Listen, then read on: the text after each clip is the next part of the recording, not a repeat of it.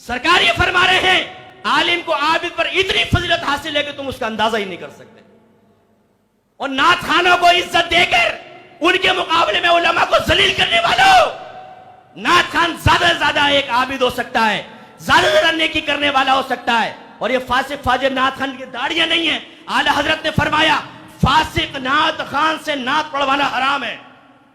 फतावा रज़ी पढ़े, दाढ़ी मुंडों को खड़ा कर दिया है, दीन को बेचने वालों को खड़ा कर दिया है। आप चर्च पिए, लड़की बाजी करें, जिना करें, इन्हें कोई परवाह नहीं है। नाते पढ़ेंगे, हमने इसके रसूल आम कर दिया, लिफाफा वे में रखा, भाड़ में जाओ, निकल लिए साहब।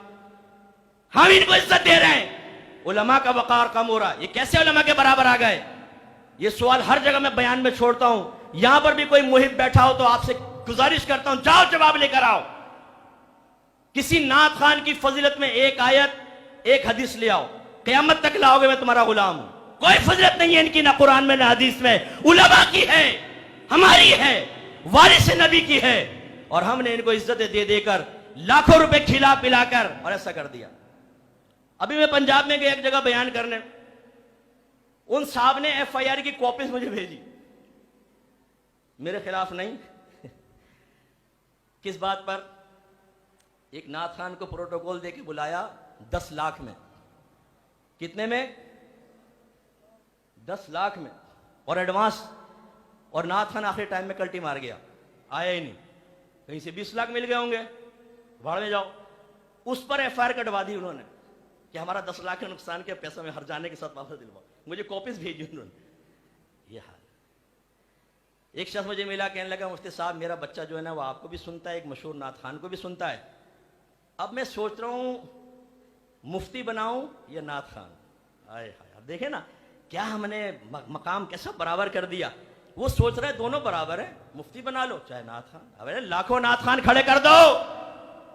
नात खानी हमारा शियार है, हमारी रूह की ग़िज़ा है। नात खान सुन्नी बच्चा है, हमारा सर का ताज है।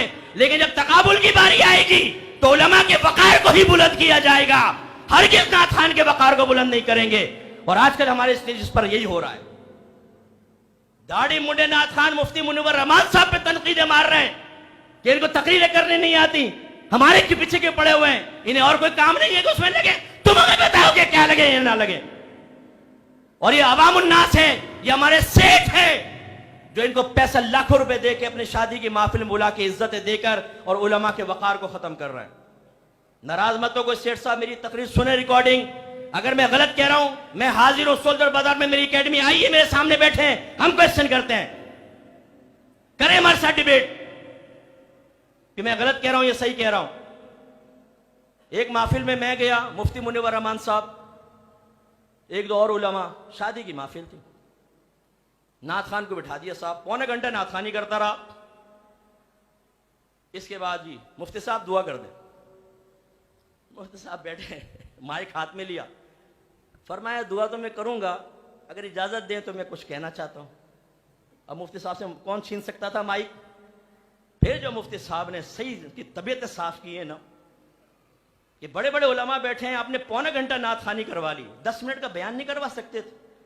मेरे भाइयों ये तब्दीली देखें आले सुन्नत में। कुरान से हम दूर, हदीस से हम दूर, सही तसव्वुफ से हम दूर, फिक़्ह से हम दूर, नात खानियों से करीब हो गए हैं। आज ज़हन बना दिया गया है, अपने बच्चे की अगर शादी कर रहे हो नात खानी कराओ बरकत होगी, कुरान पढ़ाओ बरकत नहीं होगी, हदीस सुनवाओ बरकत नहीं होगी, तसव्वुफ बयान करो बरकत नहीं होगी, फिक़्ह बयान करो बरकत नहीं होगी, नात खानी से होगी।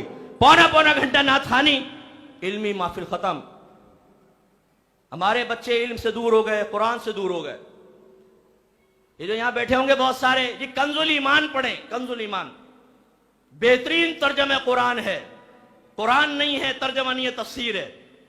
बिल्कुल सही कहा, मेरे आक़ा नेमत का कुरान तर्जमा कुरान ऐसा ही है। लेकिन उसके कान में पूछेगा तूने खुद कभी पढ़ा है? कभी नहीं पढ़ा होगा। अभी आप पे लाजिम है, जो कंजुल ईमान की फजीलतें बयान कर रहा हो ना, उसके कान में पूछिएगा जरूर तुमने पढ़ा है और बगैर तफसीर के तुम्हें समझ में आया है? पूछे जरा उससे।